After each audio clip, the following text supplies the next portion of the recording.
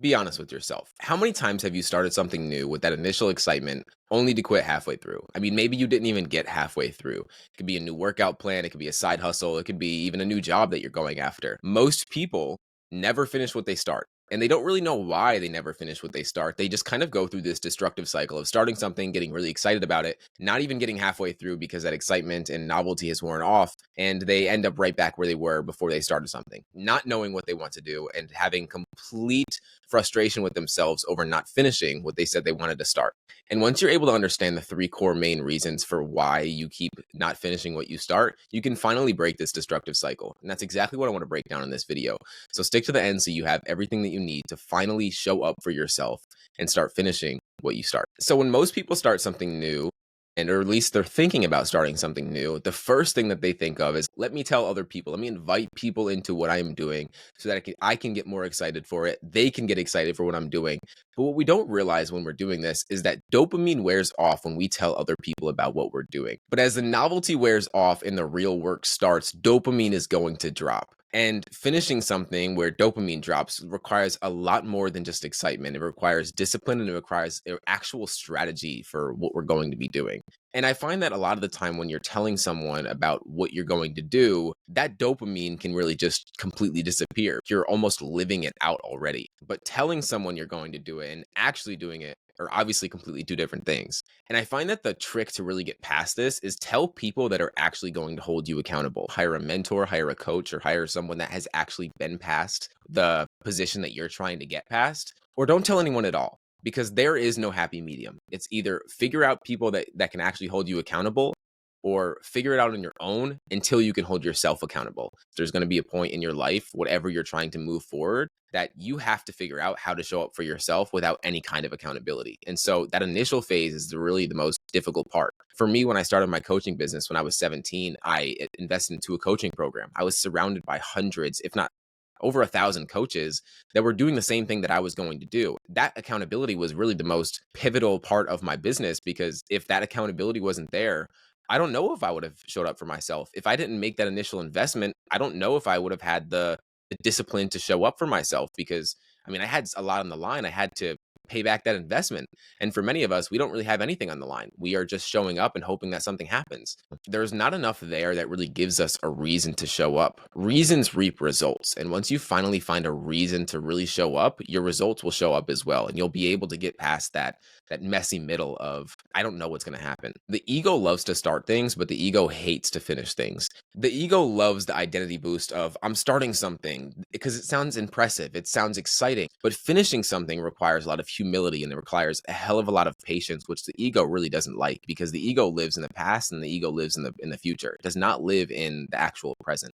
And so you need to find a way to make the unglamorous glamorous, or at least need to find a way to make the messy middle more exciting, or at least more foundational. I've found that the most successful people that I've been able to speak to on my podcast have just found a way to show up for the things that they don't feel like showing up for. Whether they find a way to make it more sexy, or they find a way to make it easier to show up for. A lot of these things that you want to do in your life that you just haven't been able to show up consistently for, and there's just too much resistance at the start.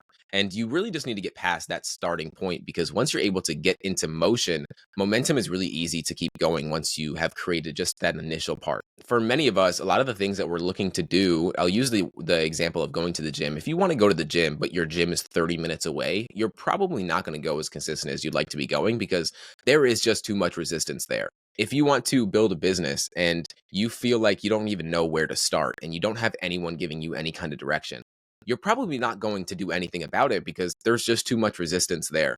So when you're trying to get started in something and you feel like there's no momentum, you really need to create as little resistance in that beginning phase as you possibly can. For me, when I started my coaching business, my desk was my bed when I first started my coaching business. So starting and actually moving things forward was not very difficult, because I was sitting in my bed. My phone was my business builder, and I got started as soon as I possibly woke up, to be completely honest. And for the beginning phase of my business, that's what had to happen, because it was the least amount of resistance that I possibly could have, so that I could just get things started. So for you, to get past that initial beginning phase of, I don't know what's going to happen, I don't know what I really need to do, how can you create as little resistance as you possibly can to actually move the needle forward? Because unless you eliminate the friction that is stopping you from moving things forward, you will always have that initial, I don't feel like it, pop up. And you'll never be able to get past it because there's just a little bit too much resistance that is holding you back. And this plays the biggest role, especially when you're in that messy middle, because like I said, the middle doesn't feel glamorous at all.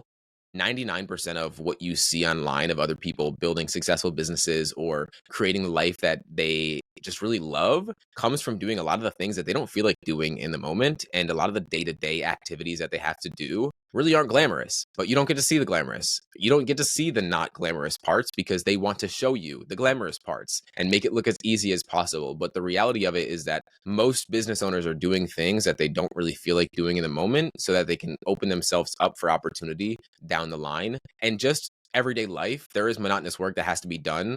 Something I was speaking with Case Kenny about on my podcast, I think last year, he's coming on again, is the in-between days. Most of life is the in-between days. It's not the exciting, massive moments that we always look forward to and we want to experience, but it's the in-between days. It's the days of doing the monotonous work, of showing up for the things that we don't feel like showing up for, and just being able to find a way to show up for them more frequently, because that's what actually creates results. And the last part of this is really getting past this fear of imperfection, of this analysis paralysis aspect of things that plays probably the biggest role in this. We all know that perfectionism can completely destroy momentum. And most of us are really plagued with analysis paralysis. I mean, we'd rather quit and not do anything than risk doing it wrong or going down the wrong path or being surrounded by the wrong people.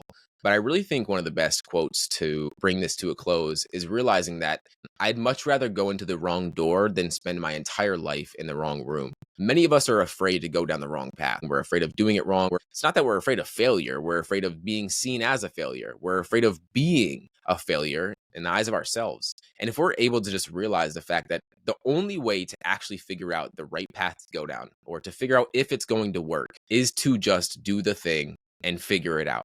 But we don't really give ourselves that option. We don't even really give ourselves a chance most of the time because we're too afraid of being seen as a failure. And I use this example with a lot of my clients. I was just speaking with one a couple days ago about this, and I really think it clicked, and I hope it clicks for you. That when you're trying something new and you're afraid of if it's going to work, I don't know if I'm capable of making it work, you need to realize that that thought in your mind is always going to stick there unless you do something about it. So let's say that you want to build a business. Doesn't matter what the business is. I'm just going to say build a business. If you tell yourself you want to build a business and you just sit in this lingo of, I don't know if it's going to work, I don't know if I should do it, I don't know if I'm capable of making it happen, that possibility is always going to stick in your head. It's always going to stick there. And it's going to take so much space up in your mind that you don't have space to try something else. But if you actually gave it a shot and you went all in on it and you realized, hey, this didn't work, well, at least you have more space in your mind to put something else in there, to try something else, to go after something else and see what can actually happen. And the more that you think about doing things, the more space you take up in your mind from creating more opportunity to trying other things. And failure really isn't the final endpoint that we're looking to get to. Obviously, failure is not final. It's just feedback. It's the place that you're going to get the most information in your life. But most of us are just not failing enough, so we don't really figure out what we're good at, what's going to work, or what could possibly work. And so the more that you delay taking action and the more that you let your mind conjure up all these ideas of what could happen if you tried this, if you tried that, if you went after that, if it failed, if it didn't fail, you just create more stagnation in your life. You are just putting off the life that you could be living. So give yourself at least a chance. Because starting things and never really finishing things is not really giving yourself a chance in this life, because you're never actually seeing what could possibly happen if you went all in. You're not supposed to control every moment of your life. You're meant to flow with it and allow life to unfold as it's supposed to. But if you never really take action, you never really get to create any kind of momentum for life to happen to you. So some small things that you could do is just lower the bar, eliminate as much resistance as you can in the beginning phases.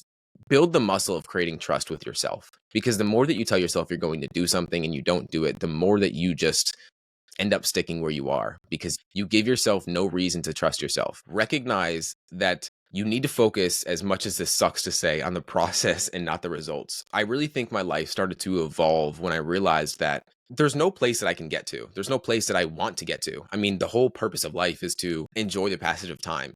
And if you're able to really recognize the fact that most people create success only most people create success only when they're able to take action when they don't need a result from it. If you're able to show up for yourself in those in between days and just show up for things without needing any kind of result, I promise you that's when the results will actually finally start to come, because you're not attached to the outcome, but you're attached to just the process of showing up. And if you can make showing up the success, that's when you will find success. And it's really counterintuitive to think that way, but it's the most productive way to go about life. So why don't you finish the things that you start? Because you are hooked on the high of the beginning. You're trapped in your ego and you're afraid of imperfection. And the only way out is to build trust with yourself, create small wins, detach from the outcomes, create as little resistance that you possibly can. Find people around you that are actually going to hold you accountable. Find a way to hold yourself accountable, and just root yourself in the process of showing up every single day and not needing results in the process. And I guarantee you, your life will change. But just do one more thing for me. Allow yourself to fail and recognize that that will be the exact thing that will help you figure out what you actually will succeed in. Because if you never actually go all in, you're never really giving yourself a chance. And if this resonated, leave a comment and subscribe below, and I will see you in the next video.